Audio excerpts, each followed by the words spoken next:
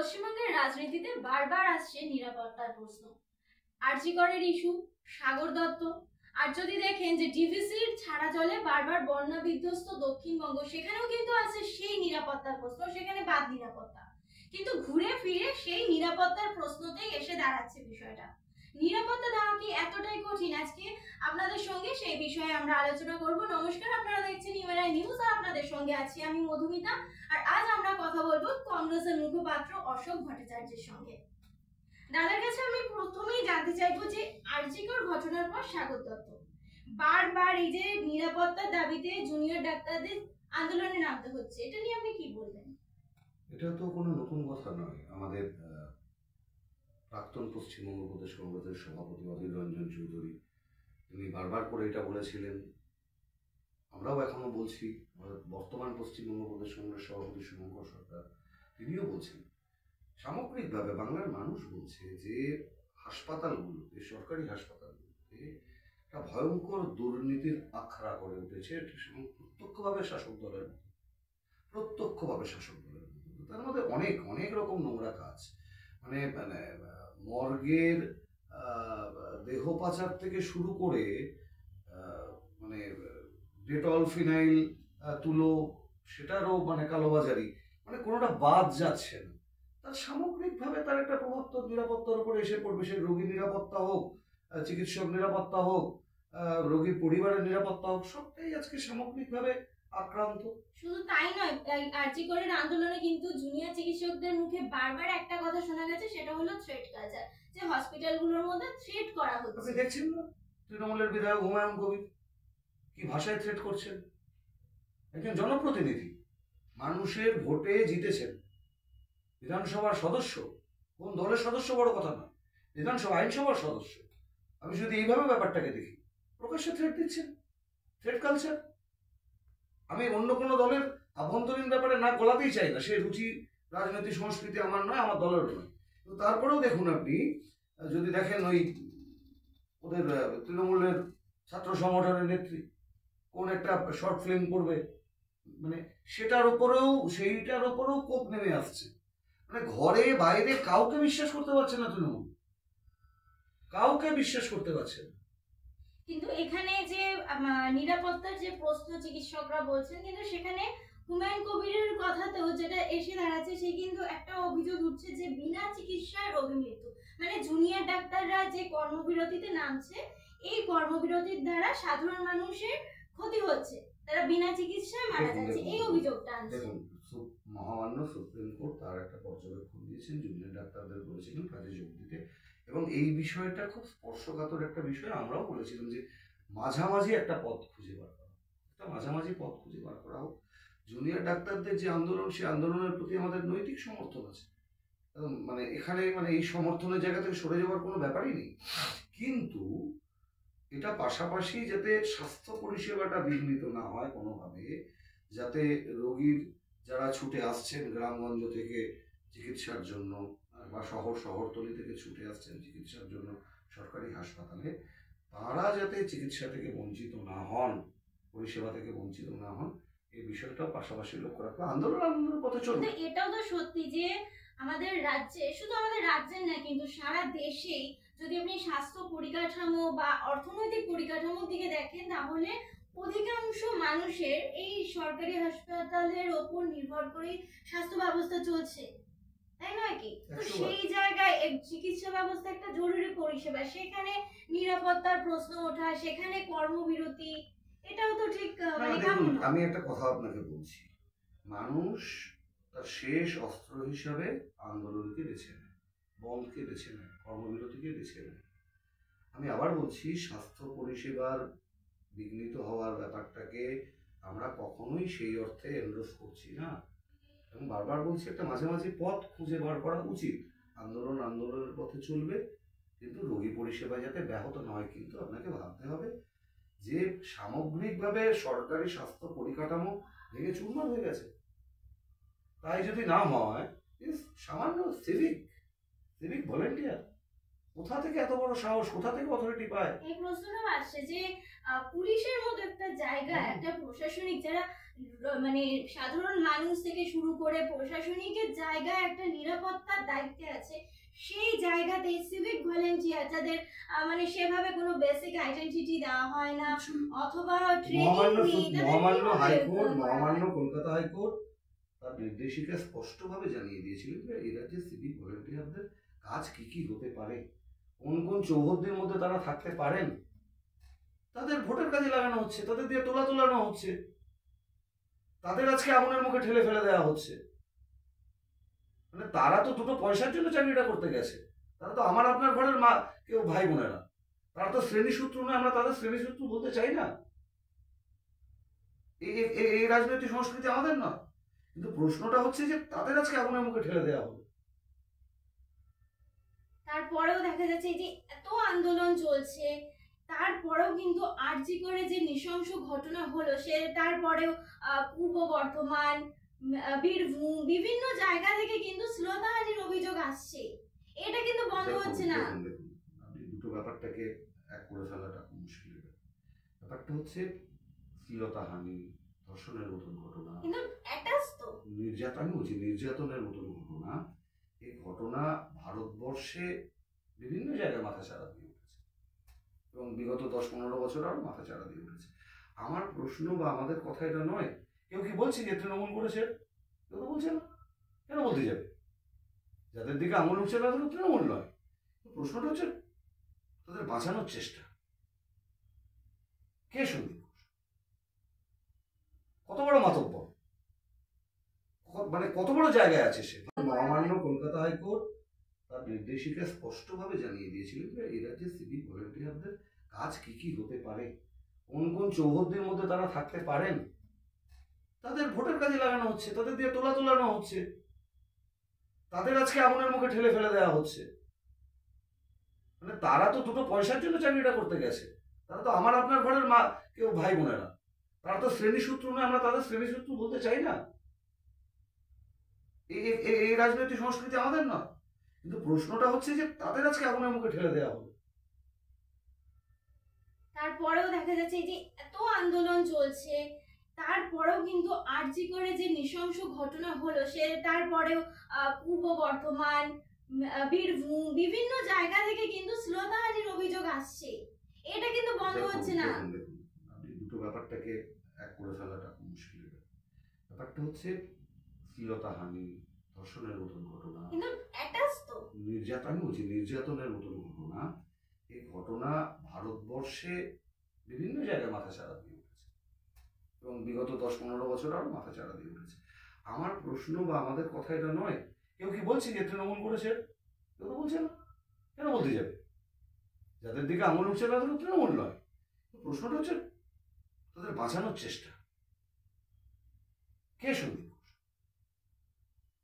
কত বড় মাতব্বর, মানে কত বড় জায়গায় আছে সে, ভাবতে হবে।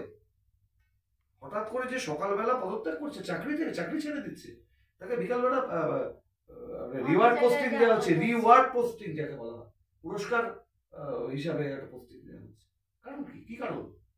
এখান থেকেই তো মানুষের ক্ষোভ বিক্ষোভ, এখান থেকে মানুষের সন্দেহ, এখান থেকে মানুষের মনে প্রশ্ন জেগে উঠছে।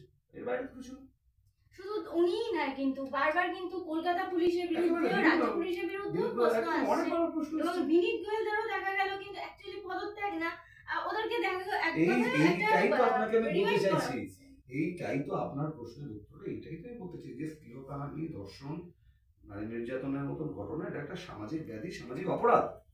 কিন্তু যখন আমি তার সাথে যুক্ত, তার সাথে সে বিষয়ে অভিযুক্তর বিরুদ্ধে যখন আঙুল উঠছে, যখন আমি তাদের আড়াল করতে যাচ্ছি, আমার প্রচেষ্টার মধ্যে যখন তাদের আড়াল করার চেষ্টা ফুটে উঠছে, তখনই তো আমার দিকে আঙুল উঠবে যে কেন আমি তাদের আড়াল করবো? তারা কে? কেন আড়াল করছি? কিন্তু অথচ এই যে প্রশ্নটা যে বারবার পুলিশকে রাজনীতির মধ্যে টেনে আনা বা জড়িয়ে ফেলা, এই জিনিসটা কিন্তু এখন নতুন নয়।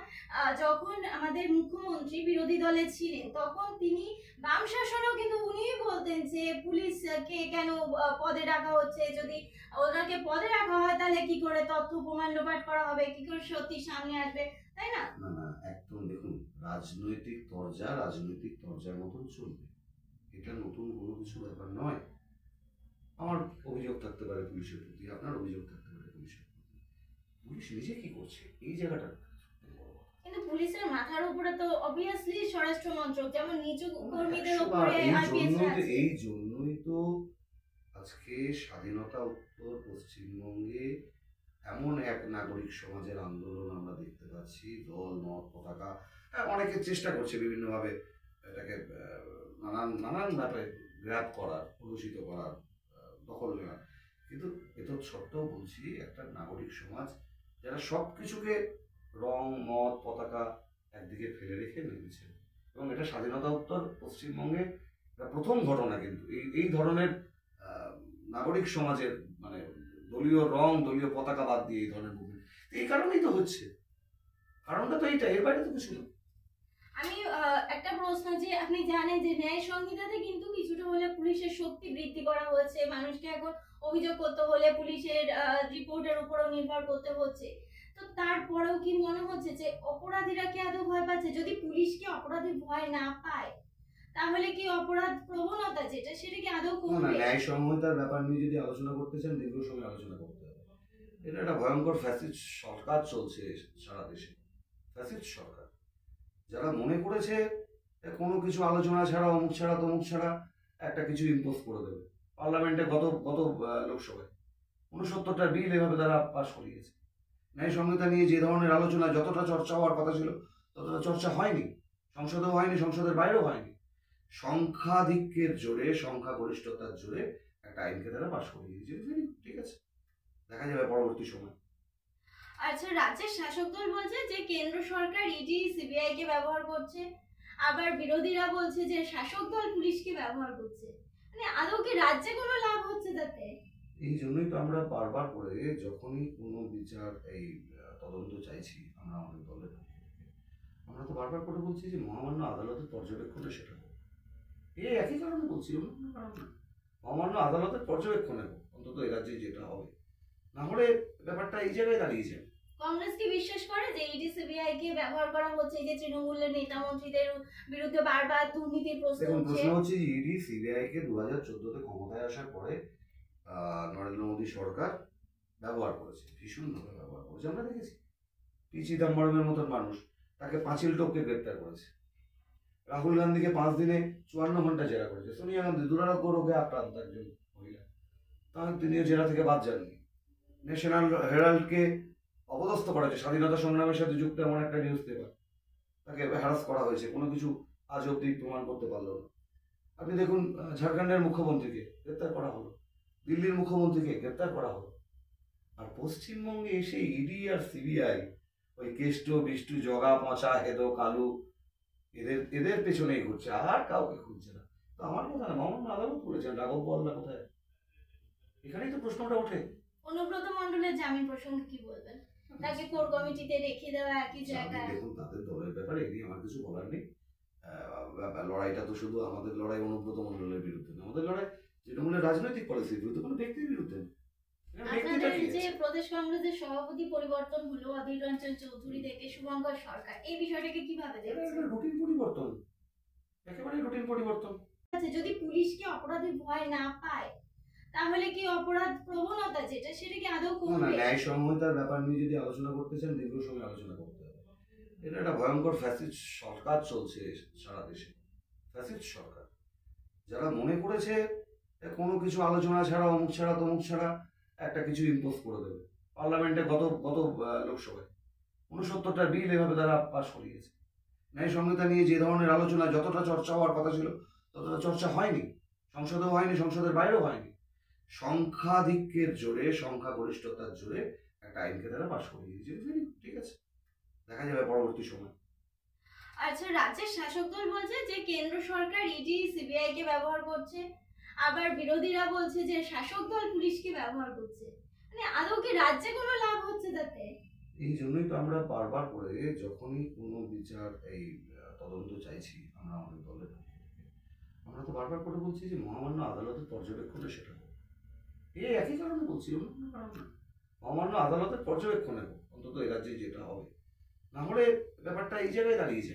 কংগ্রেস কি বিশ্বাস করে যে ইডি সিবিআই কে ব্যবহার করা হচ্ছে, এই যে তৃণমূলের নেতা মন্ত্রীদের বিরুদ্ধে বারবার দুর্নীতির প্রশ্ন দেখুন, উঠছে? প্রশ্ন হচ্ছে যে ইডি সিবিআই কে 2014-তে ক্ষমতায় আসার পরে নরেন্দ্র মোদী সরকার ব্যবহার করেছে, ভীষণভাবে ব্যবহার করেছে। আমরা দেখেছি পি চিদম্বরমের মতন মানুষ, তাকে পাঁচিল টপকে গ্রেপ্তার করেছে। রাহুল গান্ধীকে 5 দিনে 54 ঘন্টা জেরা করেছে। সোনিয়া গান্ধী দুরারোগ্য রোগে আক্রান্ত একজন মহিলা, তাহলে তিনিও জেরা থেকে বাদ যাননি। ন্যাশনাল হেরাল্ডকে অপদস্থ করা হয়েছে, স্বাধীনতা সংগ্রামের সাথে যুক্ত এমন একটা নিউজ পেপার, তাকে হ্যারাস করা হয়েছে, কোনো কিছু আজ অব্দি প্রমাণ করতে পারলো না। আপনি দেখুন, ঝাড়খণ্ডের মুখ্যমন্ত্রীকে গ্রেপ্তার করা হলো, দিল্লির মুখ্যমন্ত্রীকে গ্রেপ্তার করা হলো। আর পশ্চিমবঙ্গে এসে ইডি আর সিবিআই ওই কেষ্ট বিষ্টু জগা পচা হেদো কালু এদের পেছনেই ঘুরছে, আর কাউকে খুঁজছে না। তো আমার কথা না, মামুন আদালত বলেছেন, রাঘব বল্লা কোথায়? এখানেই তো প্রশ্নটা ওঠে। অনুব্রত মণ্ডলের জামিন প্রসঙ্গে কি বলবেন? তাকে কোর কমিটিতে রেখে দেওয়া একই জায়গায়। দেখুন, তাদের দলের ব্যাপারে এ নিয়ে আমার কিছু বলার নেই। লড়াইটা তো শুধু আমাদের লড়াই অনুব্রত মণ্ডলের বিরুদ্ধে না, আমাদের লড়াই তৃণমূলের রাজনৈতিক পলিসির বিরুদ্ধে, কোনো ব্যক্তির বিরুদ্ধে না। আপনাদের যে প্রদেশ কংগ্রেসের সভাপতি পরিবর্তন হলো অধীর রঞ্জন চৌধুরী থেকে শুভঙ্কর সরকার, এই বিষয়টাকে কিভাবে দেখছেন? রুটিন পরিবর্তন, একেবারে রুটিন পরিবর্তন। আপনারা তো কখনো জিজ্ঞাসা করেন না, আপনারা কি কখনো জিজ্ঞাসা করেছিলেন দিলীপপুর সরে গিয়ে কেন সুকান্ত মজুমদার রয়েছে? সুকান্ত মজুমদার চলে গিয়ে অন্য কেউ হতে পারে, তাদের দলের ব্যাপার। এক্ষেত্রে প্রশ্ন উঠছে যে অধীর রঞ্জন চৌধুরী কট্টর তৃণমূল বিরোধী। এগুলো মিডিয়া তৈরি করা না, এগুলোর সাথে এগুলো কোনো রকম যোগাযোগ। আচ্ছা, কংগ্রেসের এখন যে 2026-এ বিধানসভা ভোট আছে এবং এখন আপনাদের রাহুল গান্ধী যিনি আছেন, তো আপনাদের কংগ্রেসের ভেতরে কি কোনো পরিবর্তন আসবে? পশ্চিমবঙ্গে কি আপনারা বিধানসভা আসন জেতার জন্য সেই শক্তিটা দেখাবেন? সব রাজ্যেই জেতার জন্যই ঝাঁপাচ্ছি। পশ্চিমবঙ্গে নিশ্চিতভাবে একটা কঠিন সময়ের মধ্যে দিয়ে আমাদের সংগঠন চলেছে বা চলছে, এটা নিয়ে আমরা খুব একটা ব্যাপার না। আর আপনার প্রশ্নের উত্তরে বলি, কোন সভাপতি পরিবর্তন? সোনিয়া গান্ধী সভানেত্রী ছিলেন, রাহুল গান্ধী হয়েছেন, রাহুল গান্ধী সরে গেছেন, মল্লিকার্জুন খাড়গে সভাপতি হয়েছে। মানে সময়ের নিয়মে তো একজনকে সরতে হবে, এটাই রুটিন চেঞ্জের ব্যাপার। আপনার এই চ্যানেলের সিও আজ যে আছেন কালকে অন্য কেউ হতে পারে, এতে অসুবিধা কি? মূল ব্যাপারটা হচ্ছে দল এবং দলের পলিসি, ব্যক্তি এখানে বড় কথা নয়। যারা যাদের কথা বলছেন তারা আমাদের সবাই শ্রদ্ধেয় নেতা, অদিত তো এখনো নেতাই আছেন আমাদের, অসুবিধার কিছু নেই এখানে। বলতে চাইছি যে আপনাদের কর্মসূচিটা কি হবে? আমরা কর্মসূচি 2026-এর জন্য আমরা ভেবে এগোচ্ছি, আমরা পথেই রয়েছি। আমরা মানুষের থেকে দূরে সরে যাইনি, আমরা হেরে গেছি কিন্তু আমরা হারিয়ে যাইনি। আমরা হেরে গেছি, আবার বলছি আমরা হারিয়ে যাই। আমার শেষ প্রশ্ন যে একদিকে যে বন্যা বিধ্বস্ত এলাকা, সেখানে যেখানে মুখ্যমন্ত্রী বলছেন যে ডিভিসি ছাড়া জলে যে বন্যা হয়েছে, কিন্তু এটা তো শুধু এবছর না, এটা প্রতি বছরই হচ্ছে। এবং আপনি দেখেছেন যে যখন আমাদের 2024-এর লোকসভা ভোটের পর যে বাজেট অধিবেশন হলো, সেখানে কিন্তু দেখা গেল বাংলার জন্য সেভাবে বন্যা বিধ্বস্ত এলাকার জন্য সেভাবে কোনো প্যাকেজ রাখা হয়নি। এটা নিয়ে প্রশ্ন উঠেছে, তো আপনি এই বিষয়টা নিয়ে কি বলবেন? কিভাবে আমরা তো বলেছি যে এখানে আমাদের যত ইচ্ছা লড়াই থাকুক, আমাদের কোনো অসুবিধা নেই। রাজ্য যদি বঞ্চিত হয়, মুখ্যমন্ত্রী ডাকুন আমাদের সবাইকে, সব দলকে ডাকুন না, সবাই মিলে ওনার নেতৃত্বে যাবো আমরা, অসুবিধা কি? 100 দিনের কাজের টাকা বঞ্চনা হচ্ছে, আমরা বলেছি চলুন সুপ্রিম কোর্টে, টাকা আদায়ের জন্য জননেতা সরকার তো করেছিলেন, অসুবিধা তো হয়নি। 100 দিনের টাকা পাচ্ছে না, সুপ্রিম কোর্টে যেতে পারতাম আমরা, ওনার নেতৃত্বে আমরা যাব। উনি থাকবেন সবার আগে, উনি আমাদের নেত্রী, উনি রাজ্যের মুখ্যমন্ত্রী, উনি শুধু তৃণমূলের মুখ্যমন্ত্রী নন। বন্যার ক্ষেত্রে যে ব্যাপারটা, যদি রাজ্যকে বঞ্চনা করা হয়, ওনার নেতৃত্বে উনি ডাকতে পারতেন সবাইকে, সবাই মিলে একসাথে আমরা যেতাম। অন্তত আমাদের দলের তো এ নিয়ে কোনো রকম আপত্তির ব্যাপার নেই, কোনো কিছু ব্যাপার নেই। কিন্তু প্রশ্ন হচ্ছে যে সদিচ্ছা, আজকে ভাবুন 2011 থেকে 2024 ঘাটাল মাস্টার প্ল্যান হলো না কেন? আইনি জটিলতা, কেন্দ্র রাজ্যের সম্পর্কের জটিলতা, সবকিছুকে কাটিয়ে উঠেও আমি যদি প্রশাসনে থাকি, এটা আমার দায়বদ্ধতা। আজকে ঘাটাল মাস্টার প্ল্যান যদি হতো, ওই কেলেঘাই নদীর জলে বিস্তীর্ণ বাঁশকুড়া, ঘাটাল, ওই কালনা যেভাবে অঞ্চলটা ডুবছে, হতো না? এটা পারলো না, এ ব্যর্থতা এই সরকারের। আগের সরকার পারেনি, এই সরকারও পারল না। কিন্তু ঘাটাল মাস্টার প্ল্যান যেটা দেব বলছেন যে এটা একটা প্রসিডিউরের মধ্যে রয়েছে এবং মিনিমাম 5 বছর লাগবে। অনন্তকাল তো এই প্রসিডিউর চলবে না, অনন্তকাল। দেব কবে থেকে সাংসদ? 10 বছর। তাহলে আর উনি এখনো বলছেন এটা 5 বছর লাগবে। কিছু মানুষকে বোকা বানানোর কথা হচ্ছে। 2011 থেকে 2024 13টা বছর হয়ে গেল, এখনো বলছেন 5 বছর লাগবে ঘাটার মাস্টার প্ল্যান। এত দেরিতে ভাবলেন কেন? ঘাটার মাস্টার প্ল্যানের কথা এত দেরিতে ভাবার কি ছিল? 10 বছর সাংসদ ছিলেন উনি। এগুলো হচ্ছে মানুষের ওই 3টে হাত থাকে, ডান হাত বাঁ হাত অজুহাত, এটা হচ্ছে অজুহাত। অনেক ধন্যবাদ দাদা আপনাকে আমাদেরকে সময় দেওয়ার জন্য। আপনারা দেখছেন ইউএনআই নিউজ, আর আমরা কথা বলছিলাম এতক্ষণ কংগ্রেস মুখপাত্র অশোক ভট্টাচার্যের সঙ্গে। দেখতে থাকুন ইউএনআই নিউজ।